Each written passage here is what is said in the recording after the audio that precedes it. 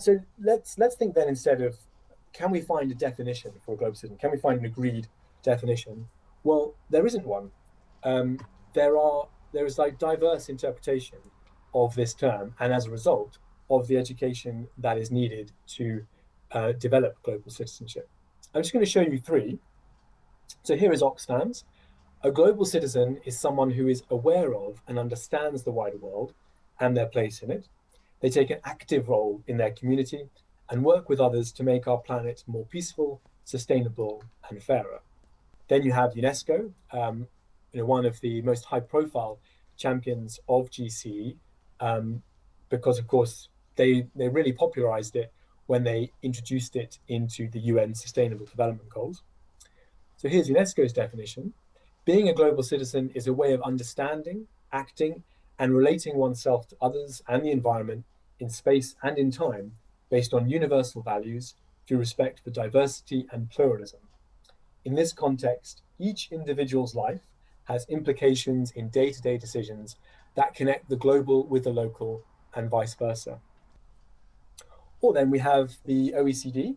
Their definition is of a global citizen is to live harmoniously in multicultural societies, to thrive in a changing labour market, to use media platforms effectively and responsibly, and to support UN Sustainable Development Goals. Already you can see there's no consensus, and there's some difference between those three definitions, just looking at those three. So I would like to suggest that we need to ask, whenever we come across global citizenship or global citizenship education, we need to ask who is promoting it, why are they promoting it, what is their agenda, do they have an agenda, and to what end? I wholeheartedly agree with what that individual there had to say in relation to the questions that we should be asking, and the fact that we should be asking these questions. Who should we be directing them to, of course, is the fundamental question pertaining to questions. And that would be the SNP. If anybody wasn't aware, I had to internalise some really harmful trauma over the course of the past few days. As by 26 on the 7th of June 2022, I had come to find that Nicola had finally blocked me on Twitter, despite me going out of my way to never actually tag her in anything, so I kind of stayed out of her notifications. But don't get it twisted. I'm under no illusion that, my name holds weight, and she was on to me, and this was an inevitability. I mean, it was an inevitability anyway. All you need to do is look at my misogynistic YouTube account. Yeah, totally misogynistic, because I call her out. But you get what I mean. It's only a matter of time. But I do think it kind of makes sense. I've come to the realisation of what tweet it might very well have been that finally sealed the deal to break the bond between me and Nicola Thinlips. And I still haven't even slid into her DMs yet. I was planning that at a later date. But yes, Nicola Thinlips, the public servant, has blocked me. And I disagree with this. I don't give a shit, but I do disagree with the fact that she gets away with just running around blocking everybody on Twitter who says nasty things. Or I should take that back, because that could be sort of portrayed, depending on how it's framed, or depending on what was said, as actual abuse and whatnot. But disagreements, dissent, people that oppose her worldview, people that don't kiss her arse, they're blocked. She even blocks feminists that disagree with her policy on transgenders. She blocks everybody. And she shouldn't be able to get away with that because she's a public servant. But this is the world that we live in, where Nicola Thinlips does what she wants. Well, within reason, of course. But there was a tweet that I had posted about her on the same day, but earlier that morning. So, I'll get to that now. But I am still very upset by what transpired here. It has to be said. A few videos were doing the rounds of her at some festival in Wales, where the inevitable question was posed to her pertaining to independence. And of course, the LARPing was out on full display, and she managed to yet again conflate EU membership with the cause for independence, because by and large that's all it's ever been about, to little Miss Bullcuts. But that wasn't really what my tweet pertaining to this was.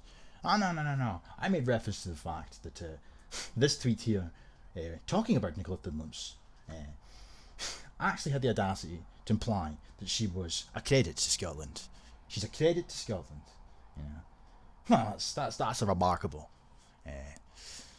that's a remarkable thing to call a woman who, by and large, is greenlighting disgusting educational policies all across Scotland, unbeknownst to the public, whether it's grotesque LGBT stuff enshrined in law.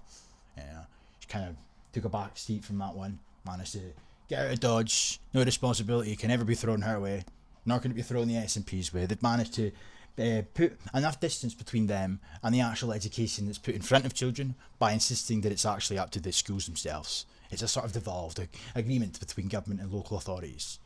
That's by and large a load of shit, because at the end of the day, it's them that are insisting that certain outcomes have to be achieved. It's their agenda that schools are promoting, so that's just a fucking cop-out. My tweet, obviously, regarding this, went as followed. Anybody who can look at the vulgar bullshit that makes up our curriculum, endorsed by the Scottish Government, and still say that she's a credit to Scotland, are no worth knowing. However, most know her for the indie LARPing, which is really just a desire to rejoin the European Union. And it does piss me off at times that you're limited in terms of characters on Twitter, because there was a little bit more that I wanted to include in that. But, for the people that know the sort of shit that infests Scottish education anyway, they know what that tweet was about. But for the untrained eye, they probably have no idea what I'm talking about. But I think that was enough for Nicola to pull the plug. But it's a serious statement, by and large. And going back to the video that I played at the start of this, there's questions that need to be asked. Why is global citizenship and learning for sustainability, etc., being promoted so heavily all across academia in Scotland? Why is it SNP policy? Why did the SNP insist that was enshrined into the UNCRC, was to be enshrined into law, and the politicisation of children was to begin? Why do we never talk about these things? Why is it always just simply that she's a credit to Scotland, or she's doing her best for Scotland, she's by and large the best leader in Scotland, she's admired, she's a great talker, she's this, she's that, all this bootlicking and arse kissing that she receives, and for what? For fucking what? Look at what she's doing to the education. Global citizenship is a good place to start. Questions need to be asked, but instead all you get is blocked if you even try to imply or allude to the fact that there's something not quite right about the perfect little woman that she's portrayed as. And I mean, there are, again, the SNP, that is, as it says here on the Children's Parliament's website, that in February of 2022, the Children's Parliament was asked by the Scottish Government to speak to children in Scotland about why learning for sustainability was important to them. So I'd like to ask the SNP why they felt the need to, first and foremost, have it so learning for sustainability became a concept in and of itself that was enshrined into academia and promoted heavily, as we're now starting to see the fruits of said labour. I'd also like to know why they are asking children why they feel learning for sustainability is important to them. And of course, in order for them to be able to answer that, we have to assume that they've been taught about it. But it gets worse, because hot off the heels of the climate brainwashing that they've been experiencing, some going so far as to be involved in a citizens' assembly, they're climate change makers, and now we've got, wow. It continues, through delivering a series of full-day creative workshops, we have worked with 120 children in 5 early years centres, so nursery age, roughly, primary and secondary schools across Scotland. Now, the only group out of all of them that you've mentioned there is secondary school pupils. That's a little less insidious, but by and large I still disagree with the core principles of what's being promoted here and why it's being promoted and who's demanding that it is being promoted. Little Miss Thin Lips. She's a credit to Scotland, a fucking embarrassment. Cancer. The entirety of the Parliament are, by and large, for never holding the SNP to account, but it's the SNP that are the face of the Parliament, it's the SNP's policies, it's the SNP's agenda. And Sturgeon's the UN's personal little bitch. That's quite evident. Climatologist, virologist, epidemiologist Sturgeon, the fucking vaccine salesman, safe and effective. And you were selfish if you didn't take it. She seems to have gone relatively quiet though with all the people that have come down with issues as a result of. No talk of that though. Nah, of course not. Jesus. But anyway, it says during the workshops, children have explored their human rights. Of course they have. They've explored their human rights, because that's another thing that seems to be, by and large, one of the most over talked about and over emphasised things in academia in Scotland, especially in the early years. Talking to no end about their fucking rights. And as I've said in a multitude of videos before, and as I've alluded to in a video that I made in the past few days, and by and large, just an excuse to politicise children. What a shock. So there's another question you could really post as Nicola Sturgeon, credit to Scotland, little Miss Thin Lips with a shit haircut and a receding top lip. Why is that being promoted? Why are children being politicised? To what end? Why? These are questions that could be asked, but they never are. You probably get blocked or accused of being a misogynist. Children, they've explored their human rights, they've created 3D happy, healthy and safe maps, and they've answered the question, what does learning for sustainability mean to me? From these initial workshops, we will be working with 12 investigators in weekly online calls throughout May and June of 2022. Investigators, yes, that's right. So we've gone from climate change makers, human rights defenders, to climate change makers, I should say, to learning for sustainability investigators. This is what they are calling the children in question. Now, of course, whatever consensus comes out the back of this in time, the report will be out in the summertime, they say, at the bottom, which I'll come to in just a second. I assume that the consensus that will lead to more fucking policies or more implementation, more cancer of sorts. There's got to be method in the madness. Why, oh why, did the government wish to ask children why it was important? You have to wonder. There's always method in little Miss Thin Lips madness. Anyway, so just to give you a bit of insight, look at these pictures, so you get the usual. They talk about that they're learning outside, they're becoming at one with nature. Right, that's one side of things. Spending more and more time outside these days. But then when they're inside, it's just politics 101, or it's enshrined in some capacity. So this is them just. But look at this. This is what I'm talking about. I mean, what the fuck is this? Really, I don't know. Some people might just look at that and see it as completely platonic. I do not. I do not see it as that at all. Where's the? Two seconds. So, at the top, they are brandished as. Is it gonna fucking work? Learning for Sustainability Investigator.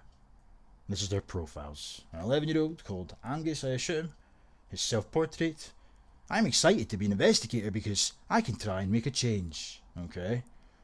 Let's see who else had a wee self-portrait. Let's see if there's any other investigators and what they have to say.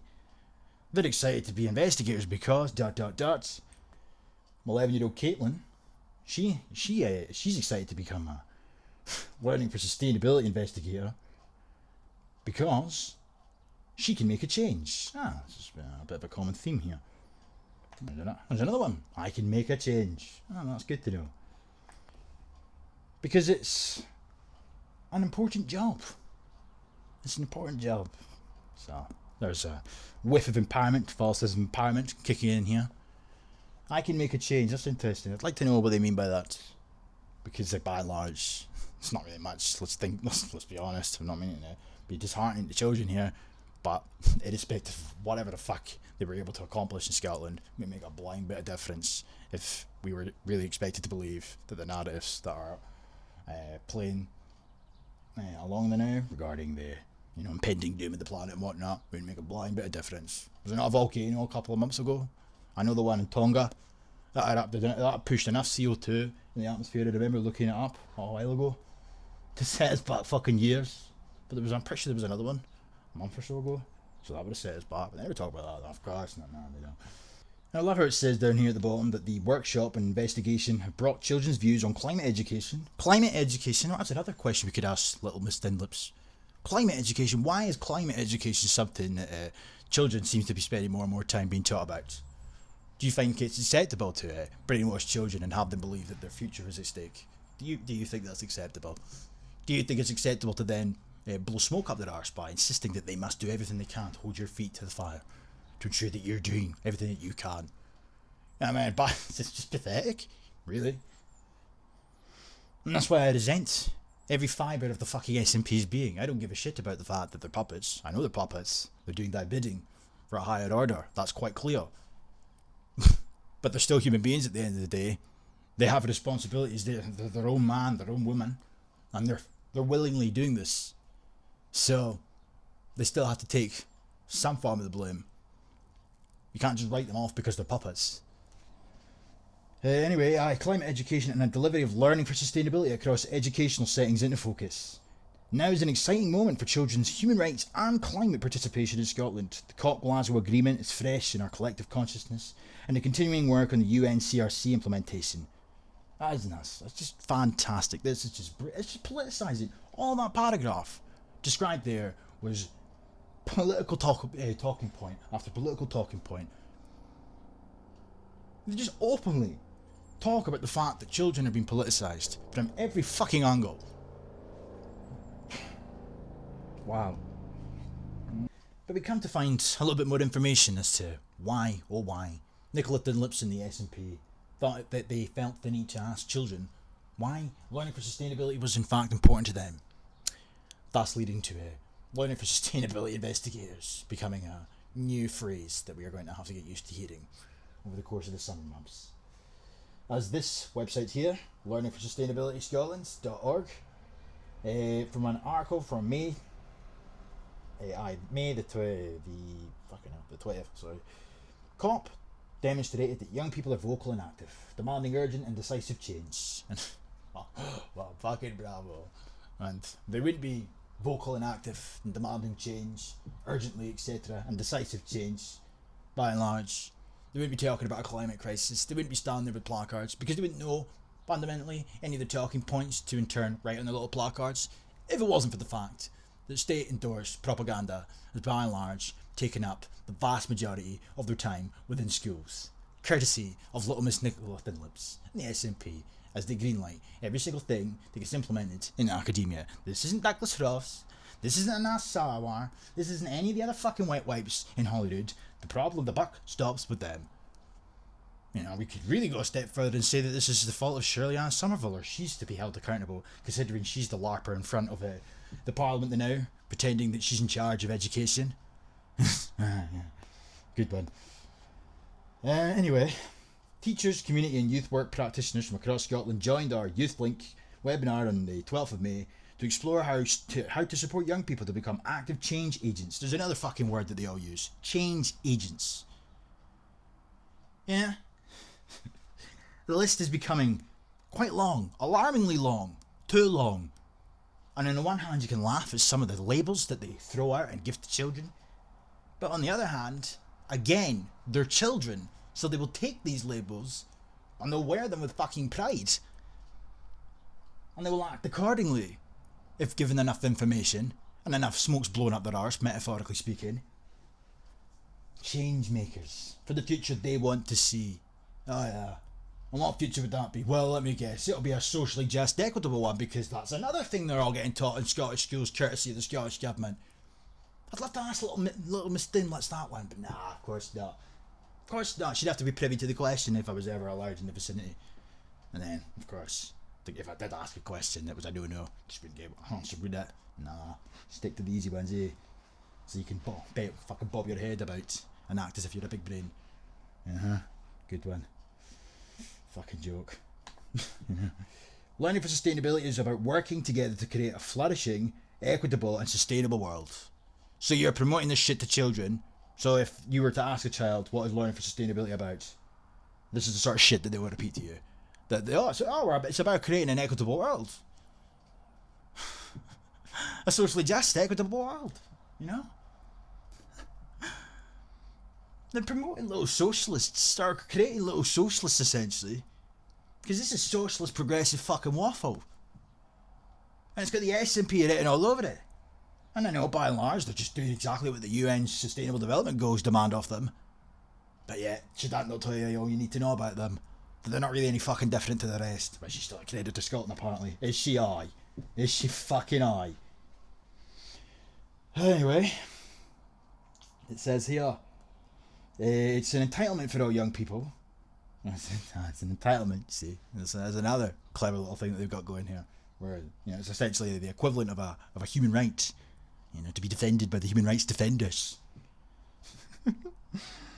So effectively, they have to be taught about it because they're entitled to it. But it's worded as if it's a good thing, It's a privilege to be taught this shit.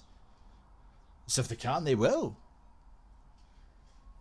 Um, Sorry, learning did it. Where I'm getting confused. In Scottish education, it's an entitlement for all young people in Scottish education. And Lucia Ramon Matteo, policy manager in the Learning Directorate of the Scottish Government, introduced the collaborative approach currently underway to strengthen Scotland's Learning for Sustainability Action Plan. Oh, isn't that fucking great? Oh, vote for me, he's the squeeze. Meanwhile, behind the scenes, this shit's going on, unbeknownst to the vast majority of the public. There'll be people out there that would agree with all this nonsense if they were to read it. But to me, nah. Just nah. This is a particular focus on hearing from children, young people and educators. Well now it all makes sense as to why you started meddling and fishing around for answers back in February. Inspirational approaches to working with young people in the co-creation of projects and programmes were shared by Sophie, or whatever her second name is, from the Children's Parliament, Ewan Platt and Emma Bryden from Young Scots, and Kristen Thompson from North Lanarkshire Council. Great. Fantastic stuff. These were an important starting point for considering what effective co-creation looks like and how to give young people more opportunities to engage in the co-creation of projects and programmes. Projects and programmes centred around, by and large, politicised talking points and subject matters that they shouldn't really be talking about, they shouldn't be getting taught about, because, by and large, there's a hell of a lot of fucking bias at play here as to how they're being taught about these issues, climate change being the obvious one to bring up there. But the rest of them are just social justice escapades, promoted by social justice warriors, as we used to call them, unironically. Cancerists, gender theorists, and decolonial activists, etc. By and large. So, we can view the webinar, etc. as well, which I probably will view a little bit off, but I don't want to get too far away from the initial point of the video. Just saying, sits there, or stands there, doesn't matter, every single time she's given the opportunity to talk about my independence. You know, she gets her arse kissed by a bunch of dickheads who have got desecrated saltires for Twitter profile pictures. You know, the one that I'm talking about, you got the saltire and it's completely clustered with European Union stars. That is desecration, as far as I'm concerned, a fucking embarrassment. But this is what she's done. She's managed to conflate two separate issues, two separate political issues. She's conflated them into the one because that's all this thin-lipped boot gives a shit about, because she is infatuated with the concept of fucking global citizenship, infatuated with the concept of having Scotland's metaphorical arse spread wide open for fucking bureaucrats, infatuated with this concept of playing our part on our global stage. Global, emphasis on the global, because it's all about internationalism, which is effectively globalism, which is effectively borderless fucking societies where we're all subservient and playing our part in some multilateral shithole. But she'll be at the top table, of course. So she will. So she will. The fucking useful idiot, teleprompter reading thin lips. Sure, she'll be at the top table dictating policy. You know, she spends all of her time these days whenever she gets the opportunity to lecture countries that they're not doing enough, because she's little Miss Climatologist and she's doing so fucking much. You know, but she hasn't got down to any of the hard parts yet. She hasn't got down to the fact that I don't think people realise just how they're going to crack down on people at some point, because, you know, just now it's little emission zones and, you know, encouragement, nudge, nudge, wink, wink, get you into a bus, etc. Eventually they're just going to force you out your car. Can't wait for that day. Can't wait for that crackdown. Yeah, from a climate, apparently. Is that right? It's alright for her to fucking fly over to America, to talk shit at a podium. Something she could have done on Zoom. It's alright for Ian Blackford to fuck off on holiday. It's alright for all these individuals to go about their day, nice as you like, taxpayer-funded, chauffeur-driven, expensed cars all around Scotland. But when it suits them, they'll roll out Michael Matheson, who's got about as much testosterone as a fucking toenail, to tell us all that we need to get out of our cars. Get fucked.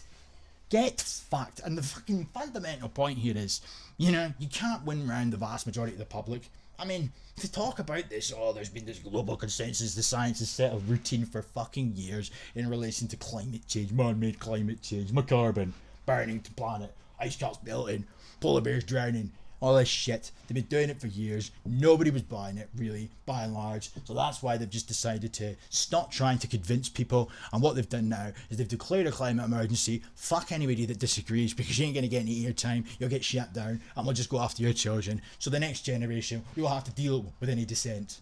Yeah? The question is, another question for Thinlips. What's in it for you in the long run? What do you think you're going to achieve when this is all done and dusted? Way into the future. Or will you have fucked off to France by that point? Who knows where you will be? Who knows? Who knows?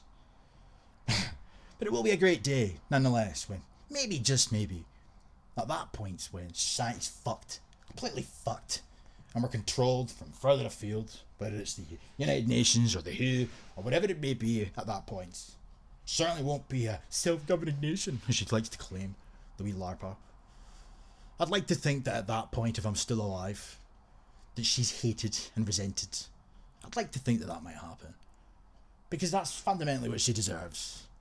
Yeah? What the fuck has she done in terms of positivity?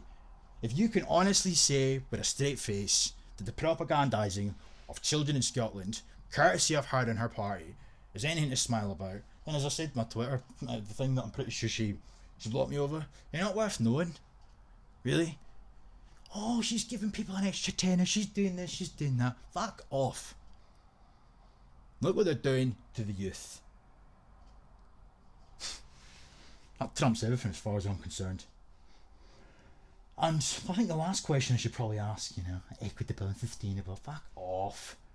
Why is it acceptable to have it so that we are now moving towards, and I could probably pose the question to people that voted for her as well. Why does she think it's acceptable to start working with critical race theorists? Why is it? Who voted for critical race theory to become part and parcel with our curriculum for our youth? Who voted for that? When did she tell the public? When has she ever stood in Parliament and told everybody that that's what she was planning? Did she at any point waddle off out of her fucking bus during her Ease the Squeeze campaign to tell anybody that that's what she was planning? No, she didn't, did she? Or we could talk about the feminist foreign policy. The list is endless of embarrassments that have come out of the SNP's camp. They have turned Scotland into a fucking laughing stock, if you ask me. Feminist cancer. Embarrassment. I'd like to ask Dinlip, so what point did she feel the need to start working with the people that created the anti-racist educator? I was having a wee read through some of the shit that they used to put out in their blogs. And some of it did come back to me because I do remember reading some of it way back in the day. But Jesus Christ, this girl's a whack job, that Melina girl. Building racial literacy. Coming to a school near you, courtesy of Nicola Dunlips. But she's accredited as Scarlet Barley. She's an arseless, Yeah, I don't care.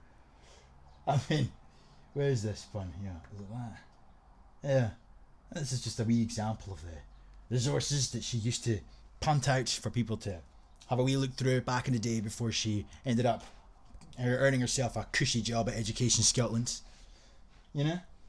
Manifestations of racism in Scottish education, talking with young people about race and racism, the uprising, the historical roots of racism, help us make sense of contemporary racism.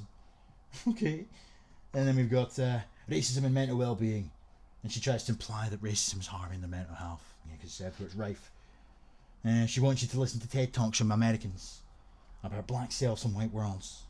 Anti-racist education, as her been quoted here, should really be seen as beneficial for both white people and people of colour because it is necessary for nurturing well-rounded human beings. It goes on, of course. Well, of course it goes on. And on and on and on. Every black person deserves the same privileges as our peers. We deserve the right to go to work and not be attacked. We deserve the right to be had an education and not be attacked. Well, just as right you got those rights, because as far as I was aware, these things don't fucking happen. That's another TED Talk she wants you to listen to. Lovely stuff.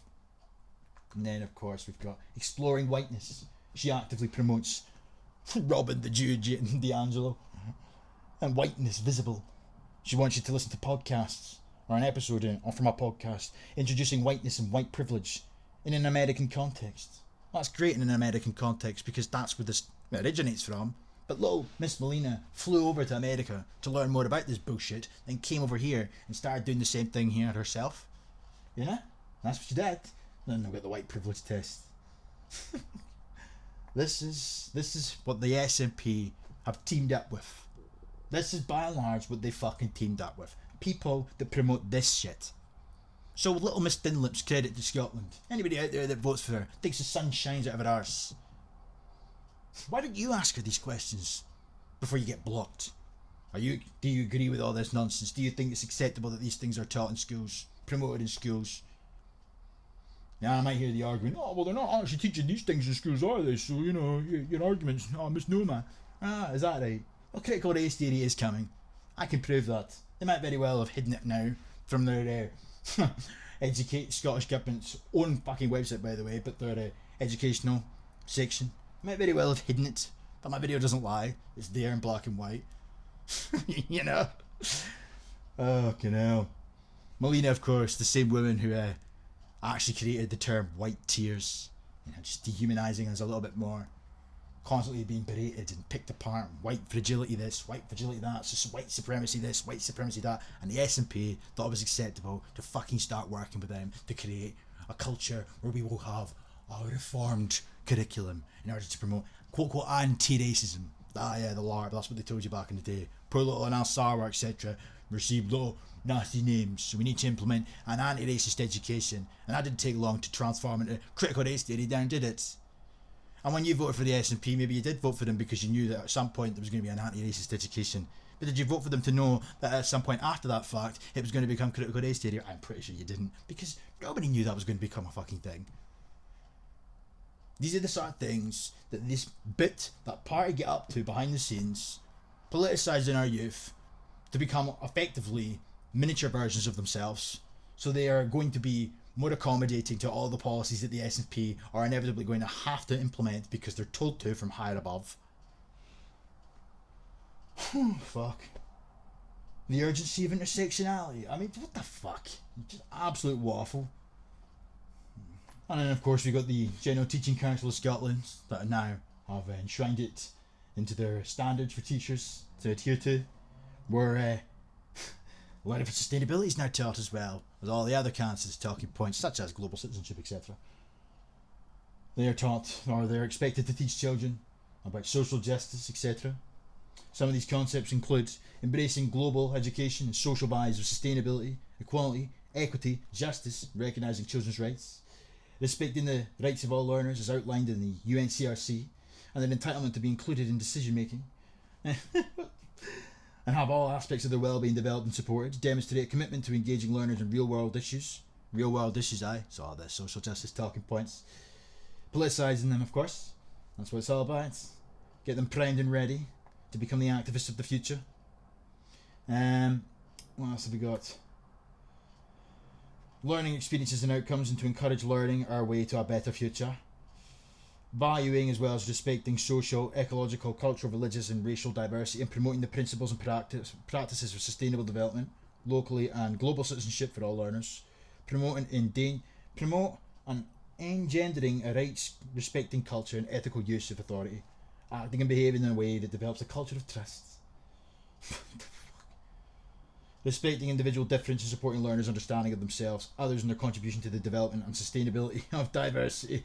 Fuck, man. Oh, Jesus. Then it goes on, and on, and on, and on. You know, it's fine. It's fine.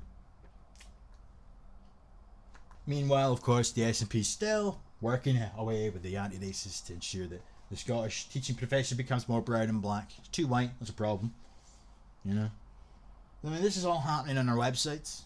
And I really do not believe that a vast majority of people can't easily access this shit themselves. I know it's not that interesting to have a wee look through their government website if you're not expected to find anything. But when you do know that there's a lot of shit there to be found, yeah, sometimes it doesn't make for great reading. Let's just say that. But again, just a credit to Scotland apparently. Best thing since sliced bread. So obviously they've got 4 groups. Scottish Government set up 4 groups: curriculum reform, racism and racist incidents, diversity in teaching profession, educational leadership and professional learning, all under the one umbrella of what can be shortened to RARIP. And don't ask me to recall what that fucking stands for at this moment in time. But point that I bring this up to conclude on is the fact, well, there's it there, that's what it stands for. Anyway, but the Government Race Equality and Anti-Racism and Education Programme was established in response to a significant amount of correspondence received by Deputy First Minister as the part of the BLM movement on the back of a guy that died in America of a drug overdose, or arguably a drug overdose. One of the recommendations made by the COVID-19 ethnicity expert group seeking to include the teaching of black history into the curriculum, because that will stop the racism that they claim is everywhere.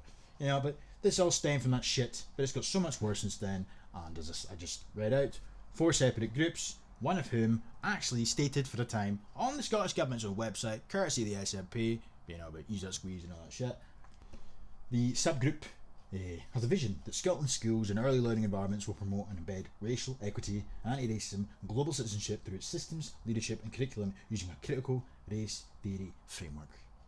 All the learners and the people that support them will benefit from a curriculum, culture, ethos that reflects the diversity of the early learning and school community. Right? This is on the Scottish Government's own website. This is an SNP policy. So for anybody that sits there and continues to insist that Finlips is just a wonderful woman, reads books. She reads books and she's a feminist and she cares. She deeply cares. She's different, you know. Would you not rather her over Boris Johnson, the wine-drinking rule breaker? Oh yeah, what a choice that is. I mean, really. Could really.